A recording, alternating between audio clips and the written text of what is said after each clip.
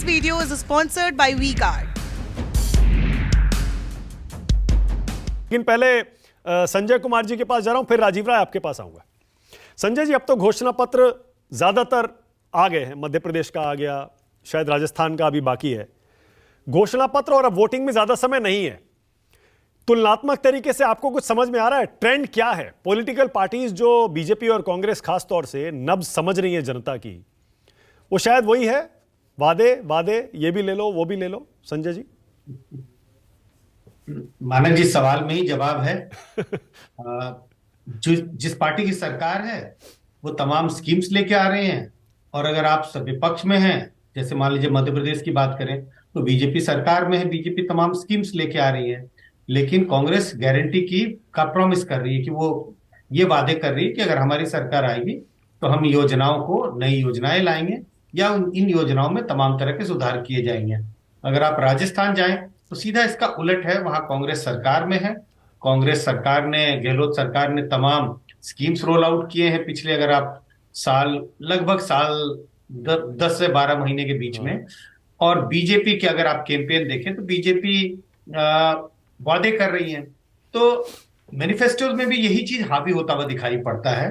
कुछ इसके इर्द गिर्द और चीजें आपको दिखाई पड़ेंगी, लेकिन मैनिफेस्टो में भी लगभग वादे और उपलब्धियां कम, वादे ज्यादा, कि अगर हमारी सरकार आएगी तो हम इन स्कीम्स में आप जनता को, बेसिकली डायरेक्ट जनता को क्या फायदा पहुंचाने जा रहे हैं। और इसकी वजह मानक जी बहुत साफ है, क्योंकि पिछले अगर 5-7 साल के चुनाव को देखें तो बहुत सीधा सीधा संबंध दिखाई पड़ता है।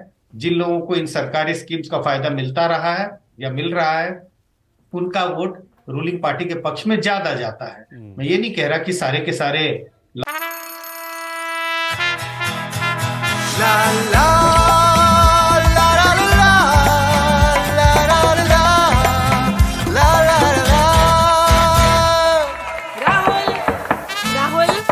तन के साथ मन को जगाओ वी-गार्ड वाटर हीटर्स के संग। वी-गार्ड लाभार्थी एक पार्टी को वोट करते हैं, लेकिन उनका वोट रूलिंग पार्टी के पक्ष में झुका हुआ दिखाई पड़ता है। और जब हम विश्लेषकों को यह दिखाई पड़ रहा है, तो जो चुनाव लड़ रहे हैं, जो पार्टियां चुनावी मैदान में है, जो दिन रात जनता के बीच में काम कर रहे हैं, उन्हें भी इस बात का आभास है।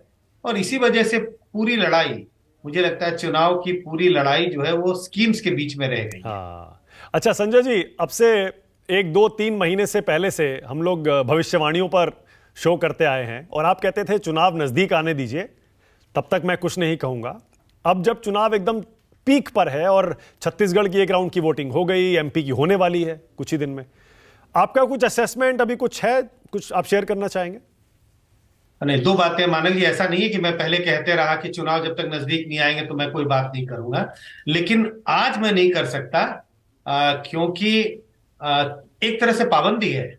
7 तारीख को जो पहली वोटिंग हुई थी, 5 तारीख के बाद, और चूंकि मैं स्वयं ओपिनियन पोल्स करता हूं, तो यह आरोप लग जाता है कि मैं ओपिनियन पोल के आंकड़ों को किसी तरह से जनता तक पहुंचाने की कोशिश कर रहा हूं। तो भविष्यवाणी नाम की तो कोई चीज नहीं करूंगा।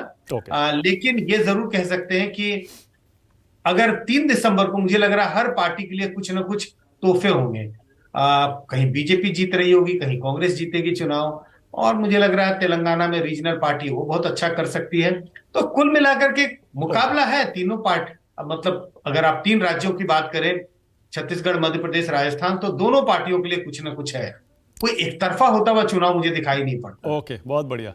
This video is sponsored by V-Guard.